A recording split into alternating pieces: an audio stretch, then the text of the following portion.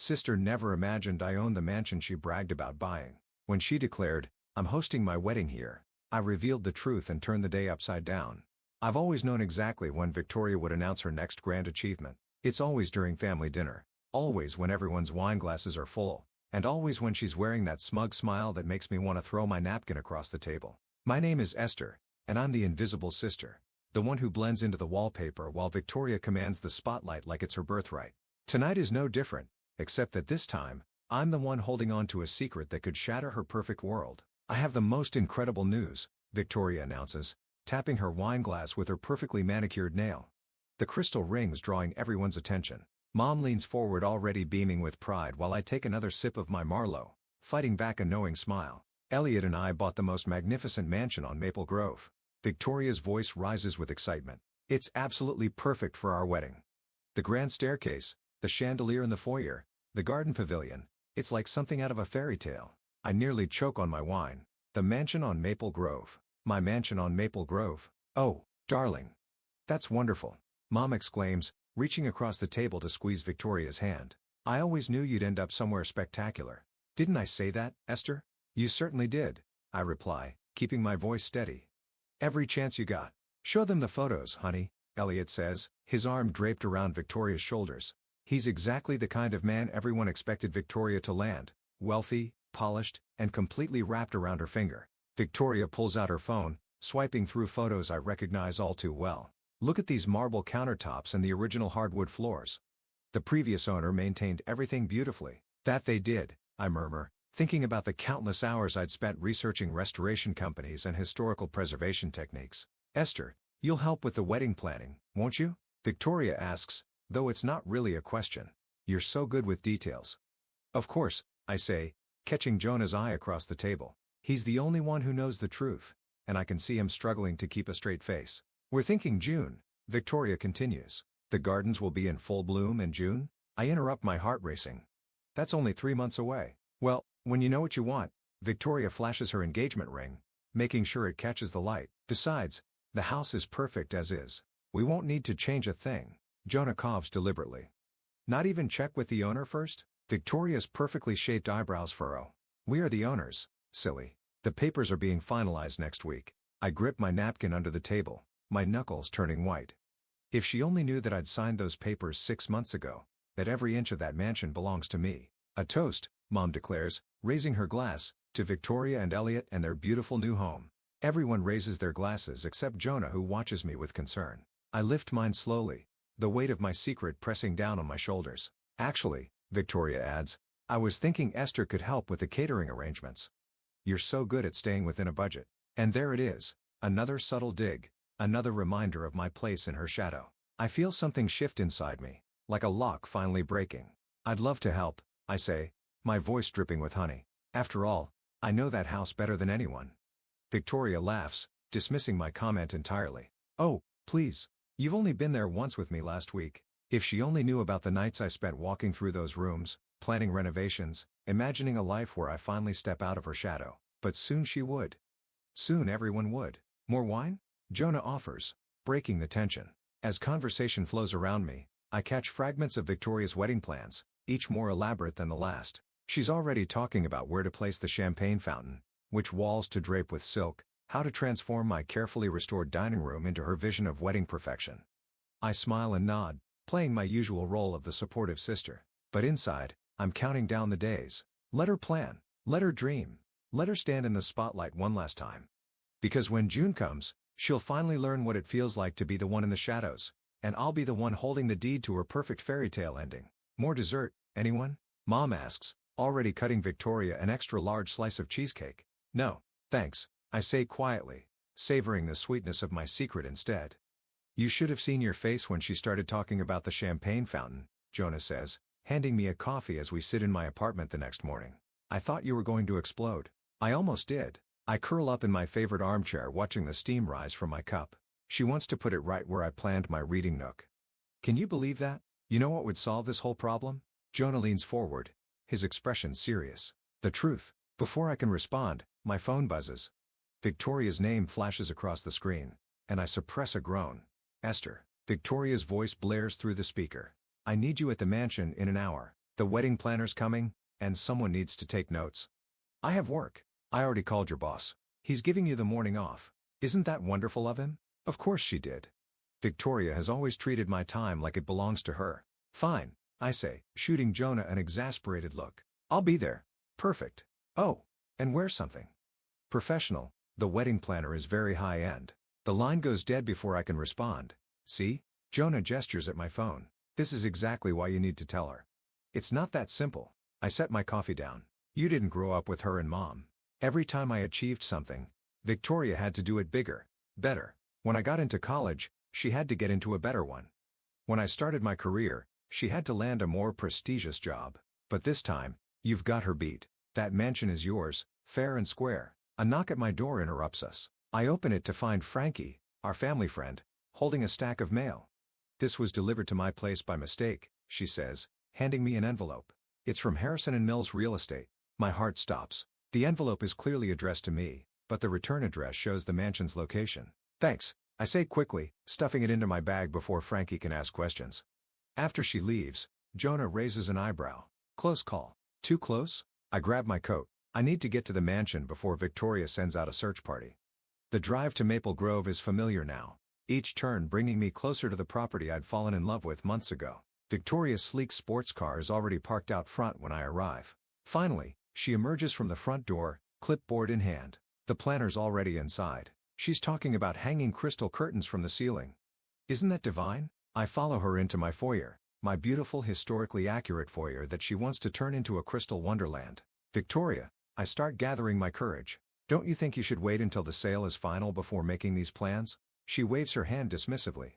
Oh, please. It's practically done. Elliot's lawyer is handling everything. The wedding planner, a sharp-dressed woman named Rachel, appears with fabric swatches. Now about the grand ballroom. It's not a ballroom, I interrupt. It's the main living room, and those walls are original Victorian wallpaper. Rachel and Victoria stare at me. How would you know that? Victoria asks, her eyes narrowing. I did some research, I stammer, because you asked me to help with the planning. Well, regardless, Rachel continues, we'll need to cover those walls. They're not quite the right aesthetic. I bite my tongue so hard I taste blood. The next hour is torture. They discuss ripping up carpets, painting woodwork, and hanging drapes over windows that I'd specifically restored to let in natural light. Oh, Victoria claps her hands. We should look at the deed to check if there are any restrictions on modifications. Elliot's lawyer sent it over. My blood runs cold.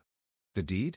It's in my email somewhere. She scrolls through her phone. Just then, the envelope in my bag feels like it's burning a hole through the leather.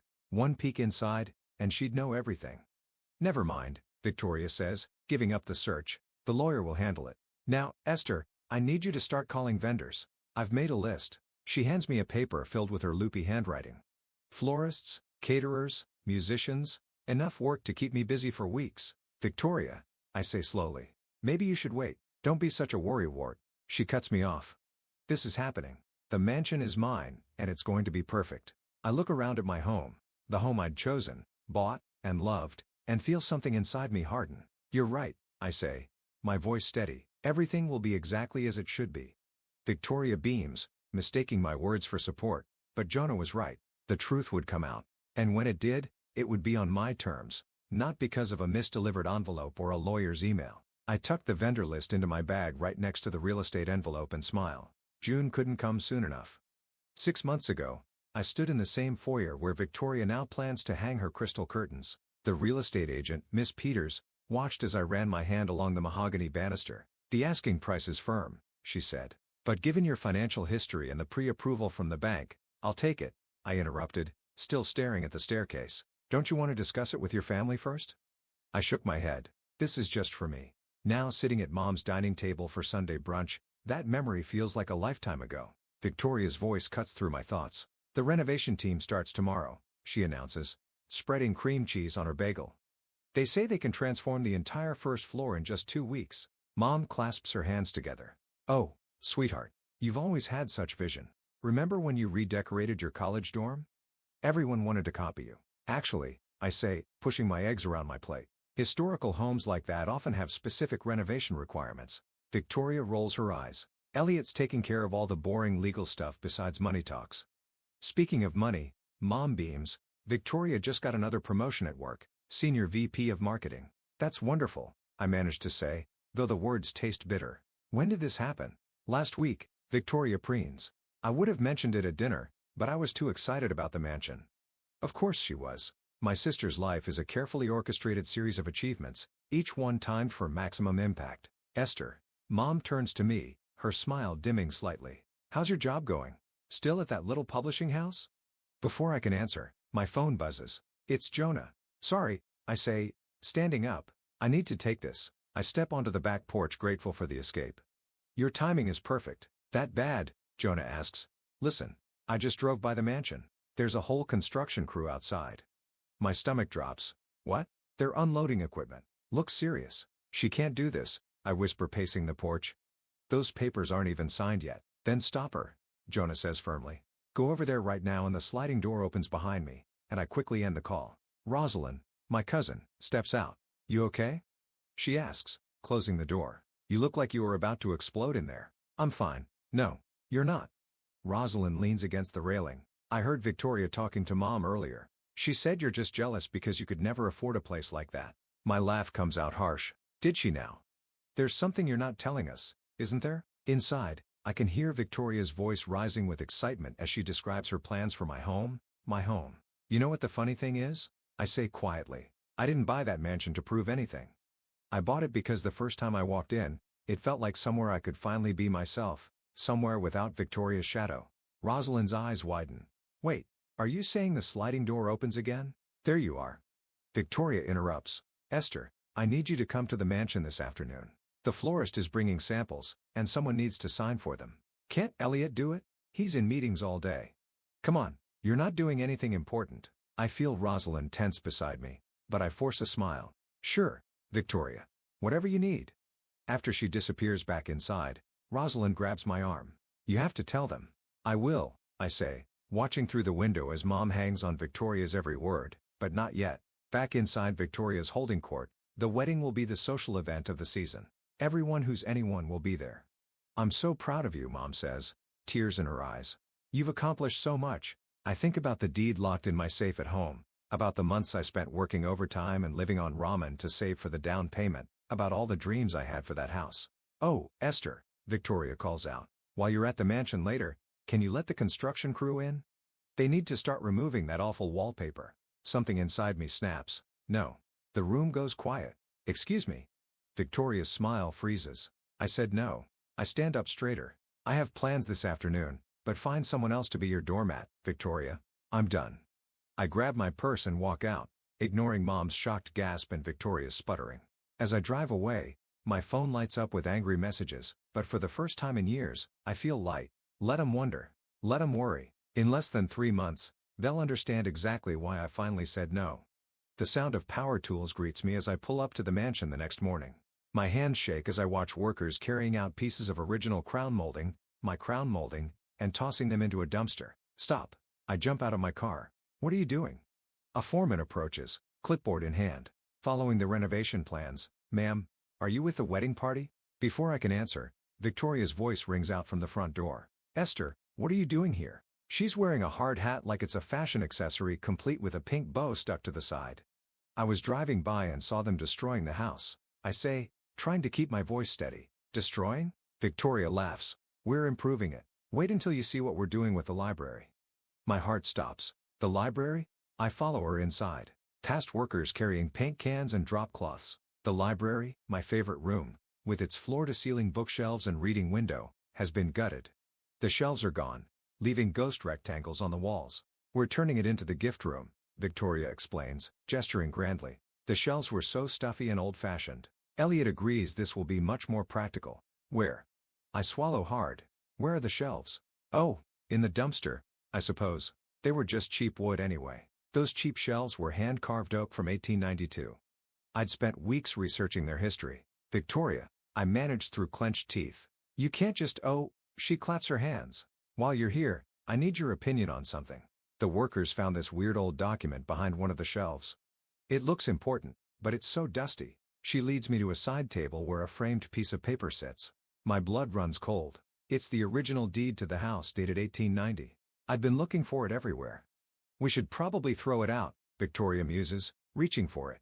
No. I snatch it away. It's historically significant. I'll take it. Victoria shrugs. Whatever. Oh, did you hear? Elliot's parents are flying in next week to see the house. I told them all about the improvements we're making. A crash from upstairs makes us both jump. What was that? I asked, already running toward the stairs. Probably just the crew removing those ugly stained glass windows in the master bedroom. Victoria calls after me. We're replacing them with modern ones. I freeze mid-step. Those windows were what made me fall in love with the house in the first place. The way the morning sun painted rainbow patterns across the floor. Victoria. Elliot's voice booms from the front door. The contractor needs to discuss the budget. I peek over the railing to watch their interaction. Budget? Victoria's voice rises. What do you mean? Daddy said he'd cover everything. Well, these changes are exceeding even his expectations, Elliot says, looking uncomfortable. Maybe we should scale back some of the renovations until after the wedding. Scale back? Victoria stamps her foot. This is my perfect day we're talking about. I won't compromise. Our perfect day, Elliot corrects quietly. From my hidden spot on the stairs, I watch Rosalind slip in through the front door, probably looking for me after our conversation yesterday. She hangs back listening. The house needs to be perfect, Victoria insists. I won't have people thinking we can't afford the best, especially not my sister. What does Esther have to do with this? Victoria laughs sharply. Please, she's always been jealous of me. You should see how she looks at this house like she wishes it was hers, as if she could ever have something this magnificent. I hear Rosalind's sharp intake of breath from below. That's a bit harsh, Elliot says.